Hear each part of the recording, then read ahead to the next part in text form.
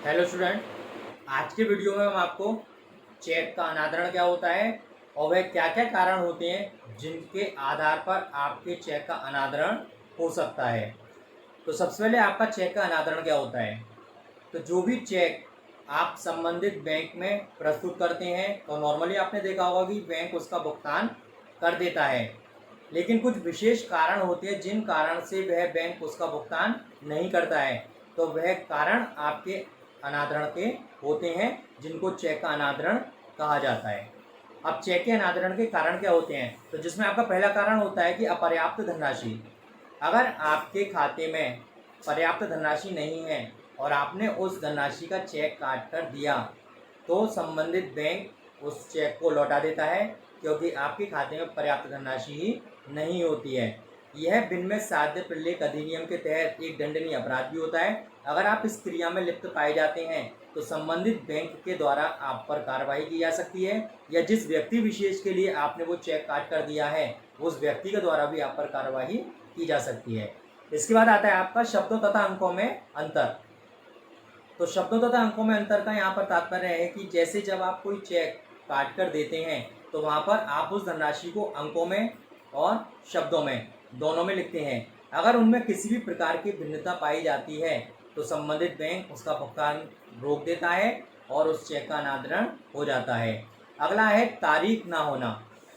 जैसे अगर किसी चेक पर तारीख ही नहीं लिखी हुई है और संबंधित व्यक्ति विशेष उसको बैंक में ले जाकर के प्रस्तुत करता है तो बैंक उसका भुगतान नहीं लिखेगा। क्यों?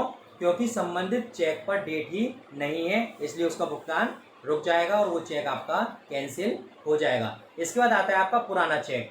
पुराने चेक से यहाँ पर तात्पर्य है कि अगर कोई भी चेक 3 माह से पुराना है तो उसको भुगतान बैंक नहीं करेगी, क्योंकि विनिमय साध्य प्रलेख अधिनियम के तहत वर्तमान समय में चेक या डिमांड ड्राफ्ट की जो वैलिडिटी होती है वो 3 माह होती है।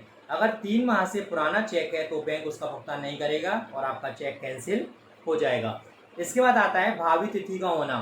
तो भावी तिथि में क्या होता है कि जैसे जो भी आपकी तिथि है, जैसे एग्जाम्पल लें, आप आज की तिथि है आपकी और आप कल की डेट का चेक ले जा करके आज प्रस्तुत करते हैं तो जाहिर सी बात है उसमें इन फ्यूचर की डेट है तो बैंक उसका भुगतान नहीं करेगा, क्योंकि बैंक उस पर ये लिख देगा पोस्ट डेटेड, यानी कि ये आगे की तिथि का चेक आपका है, इसलिए इसका भुगतान नहीं किया जा रहा है।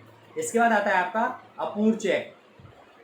यहाँ पर अपूर्ण चेक से तात्पर्य है कि उसमें किसी भी प्रकार की कमी हो सकती है, वह तिथि से संबंधित हो सकती है, हस्ताक्षर से संबंधित हो सकती है।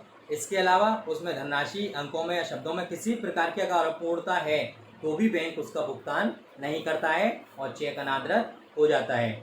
इसके बाद आता है आपका विकृत चेक।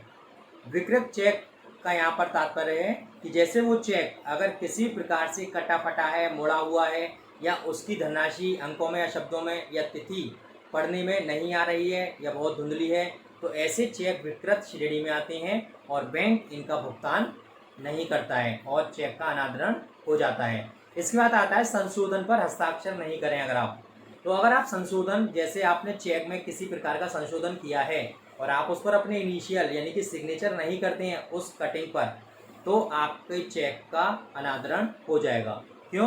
क्योंकि संबंधित बैंकिंग संस्था ये मानकर चलती है कि आपने उस चेक में कटिंग अपनी तरफ से करके दी है और लेखक ने इसको नहीं किया है, तो इस कारण वो आपका चेक कैंसिल कर देता है।